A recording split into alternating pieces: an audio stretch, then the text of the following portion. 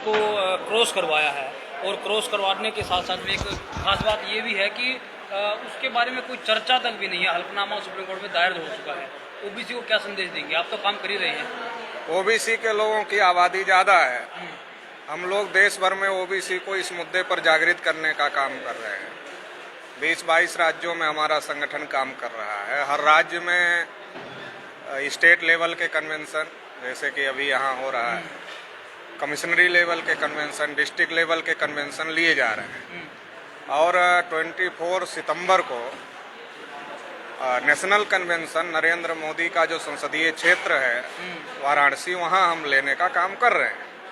तो देश भर में ओबीसी के लोगों को जागृत करने का काम राष्ट्रीय पिछड़ा वर्ग मोर्चा के माध्यम से लगातार चल रहा है। एक जागृत कर रहे हैं, जागृत करने के बाद उनको संगठन में ला रहे हैं, संगठित कर रहे हैं, और संगठित करने के बाद फिर सड़कों पर उतर रहे हैं। 25 मई को भारत बंद किया था हम लोगों ने। आरएसएस के लोगों ने बड़ी कोशिश किया उस मुद्दे को डाइवर्ट करने के लिए।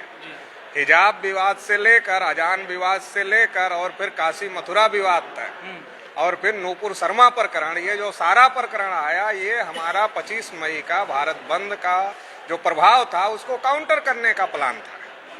क्योंकि ओबीसी जागृत होता है तो उनकी समस्या बढ़ जाती है। 52% ओबीसी के समर्थन के बगैर आरएसएस इस देश में सरकार नहीं चला सकता, नहीं बना सकता। बात आपने एक बात बताई कि ओबीसी की जो आबादी है वो आधे भारत के बराबर है। मंडल भी कहता है कि ओबीसी की आबादी जो आधे भारत से भी ज़्यादा है, 52%। अब अगर ओबीसी के अंदर अगर आप लगातार जा रहे हैं और ओबीसी उभर करके सामने आ रहा है, तो नरेंद्र मोदी को कितना काउंटर कर पाएंगे? क्योंकि वो बता रहे हैं कि हम लोग ओबीसी हैं, ओबीसी का खा रहे हैं, ओबीसी बता करके।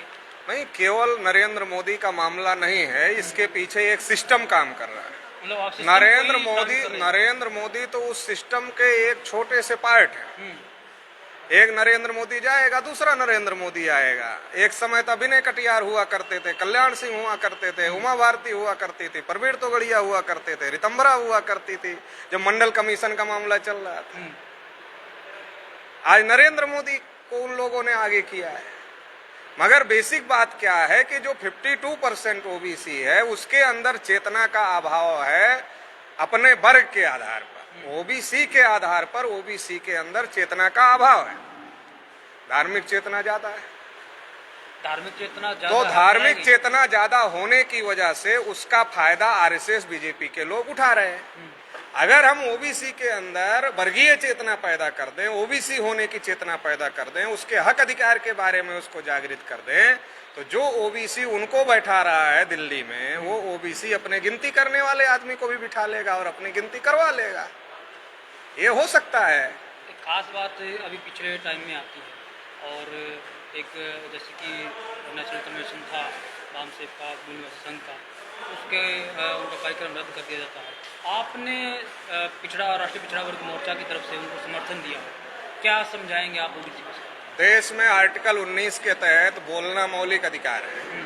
अब व्यक्ति की आज़ादी, सभा करना, सम्मेलन करना, संगठन चलाना, संगठन का प्रचार प्रसार करना, अखबार छापना, चैनल चलाना, ये सारा व्यक्ति की आज़ादी में आता है।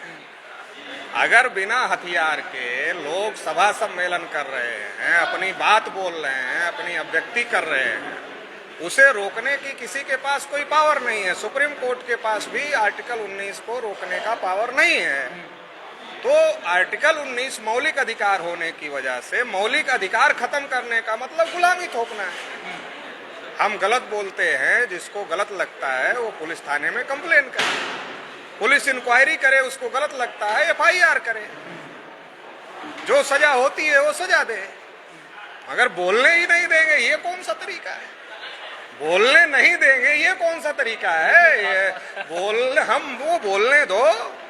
बोलने के बाद तुमको लगता है कि हम संविधान के विरोध में बोल रहे हैं, हमारे खिलाफ कार्रवाई करो। हम कब मना कर रहे हैं?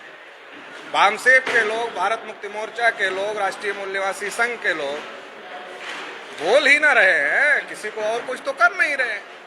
बोलने दो उनको। उनको लगता है अगर वो गलत बोलते हैं, अब कार्रवाई करो। आपको कौन रोक रहा है? आपको पता है ये लोग गलत नहीं बोलते, सही बोलते हैं। और जो सही बोलते हैं वो समाज को समझ में आ जाएगा। समाज को समझ में आ जाएगा तो जिन गलत बातों का प्रचार करके समाज को गुमराह करके समाज का समर्थन आरएसएस बीजेपी के लोगों ने लिया है वो समर्थन हट जाएगा समाज का, तो वो जो सरकार में है वो जमीन पर आ जाएंगे। उनको ये डर लगता है कि इनकी बातों का जवाब नहीं है, इनकी बातों का जवाब नहीं है, इसलिए पुलिस को आगे करके रोकने की कोशिश करते हैं। अगर वैचारिक रूप से वो हम लोगों की बातों का जवाब देने लायक होते, पुलिस को आगे नहीं करते, फिर वो हमसे जिसके पास वो कहता है बोलने नहीं देंगे। अगर आरएसएस बीजेपी के लोग ताकत का इस्तेमाल करके बोलने से रोकना चाहते हैं, व्यक्ति की आजादी को रोक रहे हैं, तो वो संविधान के विरोध में है, लोकतंत्र के विरोध में है। और जो लोग संविधान और लोकतंत्र के विरोध में है उनको बर्दाश्त कैसे किया जा सकता है? कल वामन मेश्राम को रोका, कल चौधरी विकास पटेल को रोकेंगे, परसों किसी और को रोकेंगे, नरसों किसी और को रोकेंगे, तो उनका मनोबल बढ़ने नहीं दिया जाएगा जो गलत काम कर रहे हैं, बल्कि उनको सबक सिखाया जाएगा।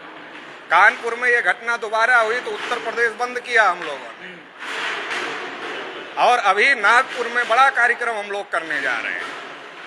तो इसको बर्दाश्त नहीं किया जाएगा। संविधान के विरोध में हम लोग कोई काम करते नहीं है, और जो संविधान के विरोध में काम करेगा उसको बर्दाश्त नहीं किया जाएगा किसी भी स्थिति में। एक बात आपने कही थी जो कि जो राष्ट्रपिता जो फुले हैं, राष्ट्रपिता किशोर को मान रहे हैं, राष्ट्रपिता फुले जो हैं वह एक विरासत है पूरे पूरे भारतवर्ष की, लेकिन ओबीसी के अंदर वह आज तक नहीं है। इसका क्या कारण है? इसका कारण ये है कि जैसा राष्ट्रपिता फुले कहते थे कि अंग्रेज चले जाएंगे, ब्राह्मण राज कर लेंगे, और ब्राह्मणों का राज आएगा, तो ज्योतिबा फुले ने रनाड़े को कहा कि तुम ब्राह्मण लोग जो बकरी भी हाँकने का काम करते हो, पहले ऊंट पर बैठते हो फिर बकरियां हाँकने का काम करते हो, ऐसे तुम ब्राह्मण लोगों का राज आएगा अंग्रेजों के जाने के बाद, तो तुम हम जैसे कुनबी किसानों के साथ में बराबरी का व्यवहार करोगे, मेरा यकीन मेरा विश्वास नहीं है। तो ब्राह्मणों का राज आ गया। अब ब्राह्मणों का राज आ गया तो ब्राह्मण लोग ज्योतिबा फुले को कैसे पढ़ाएंगे?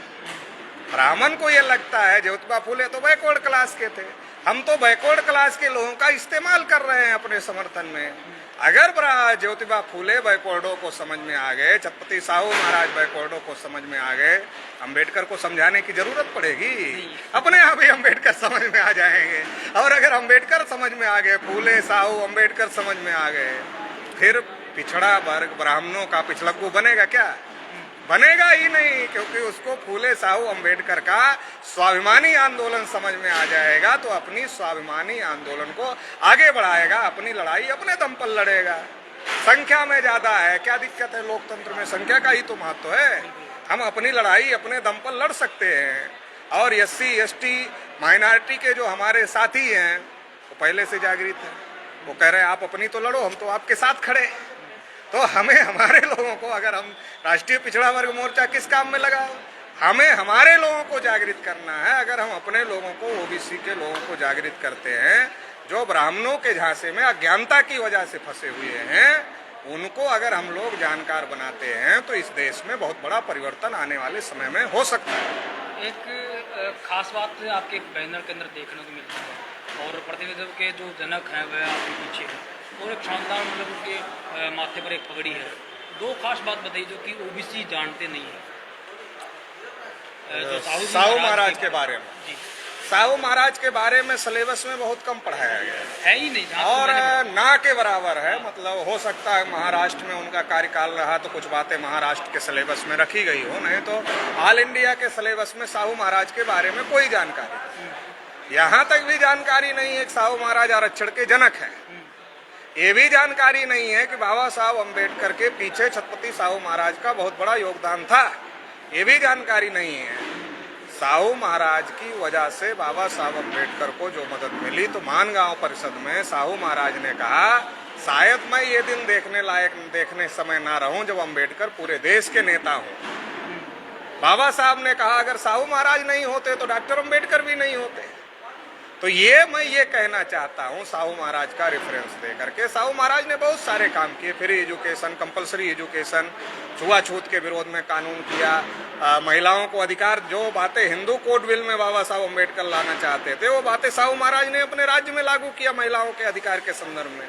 जब आप पढ़ेंगे सारी बातें तो आपको एक बात समझ में आएगी, जिन बातों के लिए ज्योतिबा फुले लड़ रहे थे वो बातें साहू महाराज ने अपने राज्य में लागू किया, और जिन बातों को साहू महाराज ने अपने राज्य में लागू किया वो बातें भारतीय संविधान में पूरी तरीके से लिखने की कोशिश करने का काम बाबा साहब ने किया, और जहां तक वो कर पाए वहां तक उन्होंने उसको भारतीय संविधान में लिखकर पूरे देश में लागू करने का काम किया। तो इतनी बड़ी महत्वपूर्ण भूमिका छत्रपति साहू महाराज की है। बहुत सारे काम उन्होंने अपने समय में किए, वो लेकिन उनके बारे में जागृति नहीं है लोगों की। इसीलिए मैं कह रहा हूँ आरक्षण की चर्चा है हर तरफ, आरक्षण के जनक की कोई चर्चा नहीं है। स्मृति के 100 साल हो रहे हैं, 2022 100 साल है उनके जाने के, कम से कम 100 साल के मौके पर चर्चा होनी चाहिए।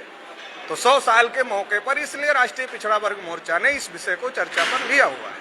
चलिए बहुत बहुत धन्यवाद।